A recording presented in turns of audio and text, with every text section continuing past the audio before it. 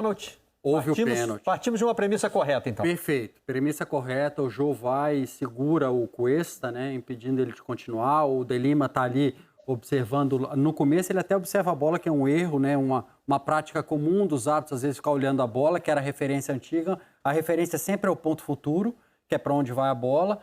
Mas logo depois ele consegue perceber, pode soltar, Edson. Aí, ó, ele consegue perceber o segurão e marca o pênalti. A questão... E na hora que o Edson soltou, que você pediu, a gente viu uma posição de impedimento do Cuesta. Claro, a posição do Cuesta é claro, mas para ser considerado uma infração tem que existir duas coisas. Posição mais interferência. A interferência é o impacto no defensor, no caso o Jô, né? Na possibilidade de jogar.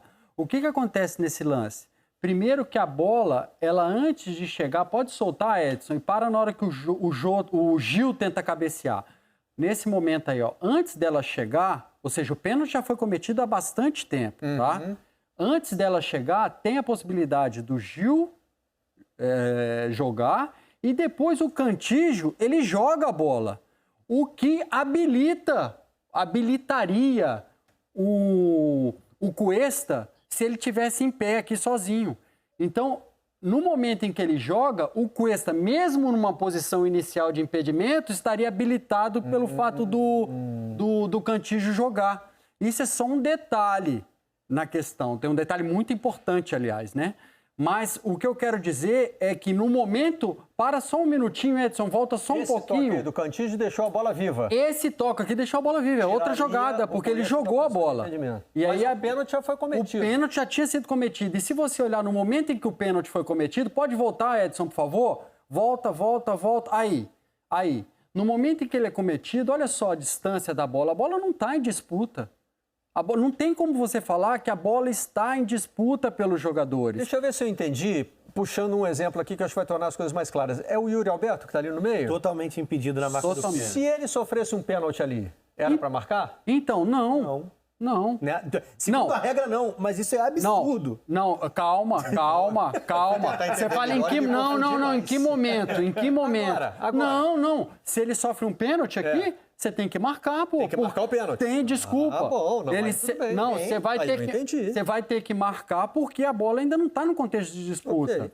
Até porque pensa comigo. O Alberto torna isso mais óbvio do que o Cuesta. Você deu um bom exemplo. Vamos pensar no caso... Vamos supor que tem um cara ali atrás dele, né? Ainda dando condição. Chega ali e mete a mão no peito dele. Pá! Isso aí. Pênalti. Pensa bem, vamos pensar no pênalti. Vamos pensar no caso contrário. Congela aí, Edson. O Edson é o nosso operador de vídeo craque, o Caio que preparou a nossa retranca, que é craque também. Pensa comigo, se eu sou o defensor e essa regra do impedimento valesse, ou seja, não importa se ele tiver em posição de impedimento, é sempre impedimento, eu como defensor vou direto no Yuri Alberto. Eu nem me preocupo com a jogada. Se essa regra de quem está defendendo que isso deveria ter sido marcado impedimento, então o futebol vai ficar muito simples. O defensor vai direto no Yuri Alberto. Uma dúvida. Fazer o que no Yuri Alberto? Se tu é defensor? Isso, eu estou falando o seguinte, se a regra de que o fato do jogador estar adiantado já é suficiente para marcar uma infração, eu, como defensor, Roger, o que eu faço no momento da cobrança? Eu vou direto no Yuri Alberto, porque ele está em posição de impedimento. Mas essa é a minha pergunta. E aí configura o impedimento. Não ia jogar em lugar nenhum, mas porque você está fazendo uma besteira danada. Deixa ele lá impedido, pô. Não, é que você não está entendendo meu raciocínio. Não configuraria impedimento dele? Se eu fosse na direção dele, ele me bloqueasse? Não, configura, exatamente. Então, mas a gente está discutindo o seguinte, se é impedimento ou é pênalti. Quando o Cuesta sofre o pênalti do Jô, ele está disputando um espaço com o próprio Jô, ele está participando do lance. Isso. Mas se ele está participando do lance, mas ele não está impedido. Não, o fato dele estar em posição de impedimento não dá o direito do Jô agarrar ele. Na interpretação da regra. Não dá o direito do Jô agarrar ele. Mas totalmente pró-ataque. Sim. Totalmente pró-ataque. E nisso eu sou totalmente pró-regra. A regra tem que favorecer o ataque. Futebol é gol. Eu também eu acho sou. que a regra tem que até porque dentro do jogo. Não precisa ser de placa, eu quero é ver gol. Olha só, o fato dele... Vamos lá, só uma pergunta. Pode falar. Essa situação é interpretativa ou não? Não, olha só, Roger, toda vez que não é bola dentro ou fora da área do gol, vai ser interpretativo. A regra, ela é interpretativa na sua essência. E a dúvida do Roger era sobre consulta ao VAR. O lance Quem que tem que definir o lance se é uma questão interpretativa? Sempre o árbitro. Sempre o árbitro. E ele não teria que ir no vídeo, monitor, eu vou te explicar. Para ele definir isso? Se ele sentisse essa necessidade, ele poderia ir. Mas por quê? Você acha isso? O VAR só pode chamar o árbitro, e é isso que a gente tem que estar acostumado. Você sabe muito bem, Roger. Você, inclusive, é um dos caras mais críticos a esse número excessivo de chamadas do VAR, de intervenção do VAR. Esse jamais é um erro claro e óbvio. Isso jamais é um escândalo. Então, a decisão do árbitro foi marcar pênalti, o VAR simplesmente deveria ter dito pênalti confirmado. Se ele faz isso em 10 segundos, provavelmente não teríamos tanta reclamação e tanta polêmica quanto teve. Agora, deixa eu te perguntar outra coisa sobre VAR. O VAR aí nem passou a linha? Não precisa. Por que não precisa? Não precisa, né? Foi porque a imagem de câmara de impedimento, é claro que existe a posição de impedimento. Pela imagem Tem até a imagem da câmara de impedimento, se eu não me engano, ela é muito clara de que... Ah lá, para aí. É muito claro. Mas o VAR tem que comunicar o impedimento ao Marcelo, não? A própria bandeira deve ter comunicado a ele. Marcelo, o Cuesta estava em posição de impedimento. Só que o que acontece de fato é que a posição não configura infração. O que configura a infração é a posição mais a efetiva participação dele na possibilidade do Jô jogar a bola. Qual é o gesto Só que o Jô, em nenhum momento tem esse... O gesto da bandeira é levantar ou apontar? Não, ela só vai levantar quando o impedimento realmente se configura. Até porque, Barreto, você tem que lembrar que se ele não tivesse em posição de impedimento... E esse cara joga... Não, perdão. Se ele tivesse em posição de impedimento e esse cara jogasse, ela ia deixar o jogo seguir. Claro. Então ela só vai levantar lá no final. Mas ela também não fez o gesto de apontar o pênalti, ou fez? Não. Ela simplesmente aguardou a decisão do árbitro e deu o pênalti. E deve ter comunicado, provavelmente, falado, De Lima, Marcelo, que era o árbitro, o Cuesta estava em posição. E o Marcelo deve ter dito, não, mas para mim sofreu a falta antes da interferência. Eu concordo com a decisão, tá? Tô carimbando aqui como choro.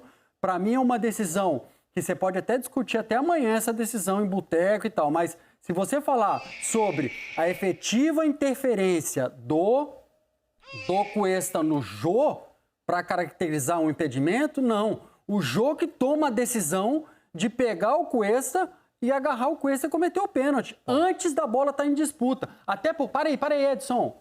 Se você coloca o Cuesta, olha a diferença, gente. Se você coloca o Cuesta aqui no meio, aí a gente não estaria... É impedimento.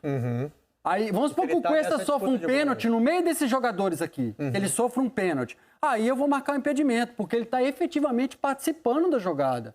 Está no contexto da disputa, tem proximidade. Agora aqui a bola está viajando ainda. Então, para mim, o Jô toma a decisão de cometer o pênalti. Você tem noção do nível de adaptação que o atleta de defesa tem que passar para se comportar em lances como esse?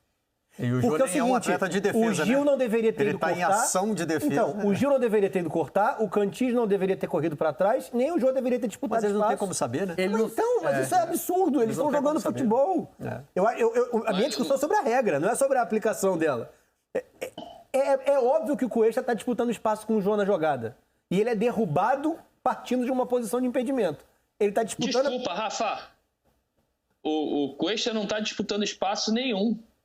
Ele já está posicionado à frente e até a condição de impedimento dá isso a ele, né? De fora do jogo dá isso a ele. Então ele levou vantagem da posição de impedimento para sofrer o pênalti.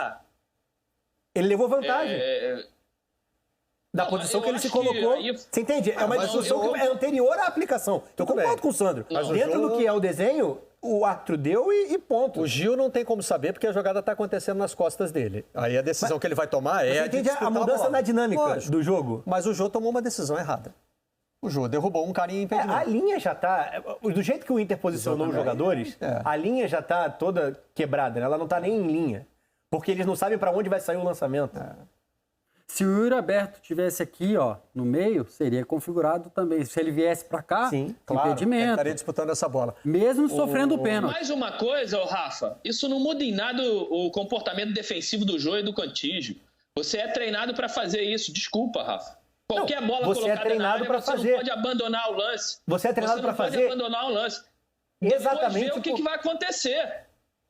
Mas a orientação e o treinamento do defensor é de disputar todo e qualquer lance. Sim, até e é por isso que eles colocam o Cuesta em posição de sofrer o pênalti.